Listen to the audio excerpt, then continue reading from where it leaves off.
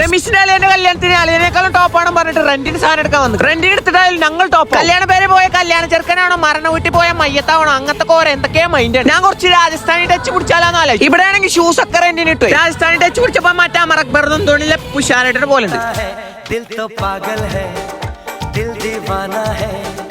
ഈ കൊലത്തിലാണ് പോയ കാറ്ററിംഗിന് വന്നാന്ന് ആരും വിചാരിക്കും. കോട്ടിട്ടപ്പോ ആള് തമ്മായി ഇപ്പൊ കറക്റ്റ് പൊട്ടനായിൽ മുട്ടാനിട്ടിയ പോലെ. ഞാൻ പിന്നെ എന്നിട്ടാലും ടോപ്പായിട്ട് ഇനി കുറച്ച് സ്റ്റാൻഡേർഡ് പിടിക്കാന്ന് വിചാരിച്ചു. സെൽഫി എടുത്ത് സ്റ്റോറി ഒക്കെ ഉണ്ട്. ഗെറ്റിംഗ് റെഡി ഫോർ അല്ലേന്റെ കല്യാണം. ഈ വാവർ മണ്ടനാണെങ്കിൽ ആൾ സ്റ്റാൻഡേർഡ്. വയറുള്ളിൽ തള്ളി പിടിച്ചിട്ട് ശ്വാസം മുട്ടിട്ട് ഇതേട്ട് ഓൻ ആസ്പത്രി കൊണ്ടാളാം. പെന്തൽമണ്ണല്ലേ ഗ്രൂംസിക്കാണ് നമ്മൾ വന്നിട്ട്. അത് കഴിഞ്ഞ് കണ്ട് അവിടെ ഇറങ്ങിയപ്പോ അവിടെ തന്നെ ബ്രൈഡലിന്റെ റെന്റിന്റെ ഷോപ്പ് ഉണ്ട്. ഓന്റെ പെണ്ണുങ്ങൾക്ക് റെന്റിന് തന്നെ എടുക്കാന്നാണ് വിചാരിച്ചു. പെന്തൽമണ്ണല്ലേ സെറോച്ചിക്കാണ് നമ്മൾ വന്നിട്ട്. ഓന്റെ പെണ്ണുങ്ങളെ കാണാൻ ഏകദേശം ഇപ്പോൾ പോലെ ഉണ്ട് പറഞ്ഞിട്ട് ഇവിടെ തന്നെ മോഡലാക്കി എടുത്തു. ഇനി ഇതോന്റെ പെണ്ണുങ്ങളാറിട്ട് പേരെ കൊണ്ടായിരുന്നാൽ കേരളാസ് നമ്പർ 1 ലാർജസ്റ്റ് ബ്രൈഡൽ ഷോറൂമാണ് നമ്മളെ സെറോച്ചി. ഇവർക്ക് കൊച്ചിയിലുണ്ട്, പെരുന്തമണ്ണിയുണ്ട്, കോട്ടക്കലുണ്ട്, എടപ്പാളുണ്ട്. ഈ പെണ്ണല്ല ഷോറൂം. നല്ല നല്ല ദമ്മ് സാധനങ്ങൾ ഉണ്ടാവും. ഇതൊക്കെ ഓന്റെ പെണ്ണുങ്ങൾ സെറീനാണ് ഇട്ട് പോയാൽ കല്യാണ പെണ്ണ ഏതാ സെറിയതാന്ന് ആൾക്കാരോട് ചോദിക്കും. ഇവിടെ കല്യാണ പെണ്ണിന് മറ്റേ വെടിക്കെട്ട് സാധനങ്ങൾ ഇട്ടിട്ട് ഇവൾക്ക് ഒറ്റ കണ്ണിന്റെ പിരികൊക്കെ പൊക്കാൻ വെക്കും. ഈ ഡ്രസ്സൊക്കെ കണ്ടാൽ തന്നെ ഇട്ട് കൊടുക്കാൻ തോന്നും. ഒന്നും പറയാല്ല ലാക്കിട്ട് കളി. ഇവിടുത്തെ കണ്ടമാന കായ് കൊടുത്തിട്ട് സാധനങ്ങൾ വാങ്ങി. ഇവിടുന്ന് ചെറിയ പൈസക്ക് റെന്റിന് കിട്ടൂല. 1500 മുതൽ 20,000 വരെ സാധനങ്ങളുണ്ട്. ഒക്കെ പ്രീമിയം സാധനങ്ങൾ. ഇവിടുത്തെ സ്റ്റാഫ്സ് ഒക്കെ ക്വാളിഫൈഡ് ഫാഷൻ ഡിസൈനേഴ്സ്. 4 മുതൽ 5 ദിവസം വരെ റെന്റൽ ഡ്യൂറേഷൻ. ഡ്രസ് മാത്രമല്ല കേട്ടോ, വളമാല കമ്മല എല്ലാ സാമഗ്രികളും ഉണ്ട്. ഇതിന്റെ ഇടയിൽ ഇപ്പം കുട്ടികളെ കുളിച്ചിട്ട് കാര്യം കൊടുക്കാൻ മറന്നിട്ട് ഇതൊക്കെ കൂടി കണ്ടിട്ട് ഇക്ക് റൊമാന്റിക് ആയിട്ട് ഞാനൊരു പാട്ടാണ് പാടി.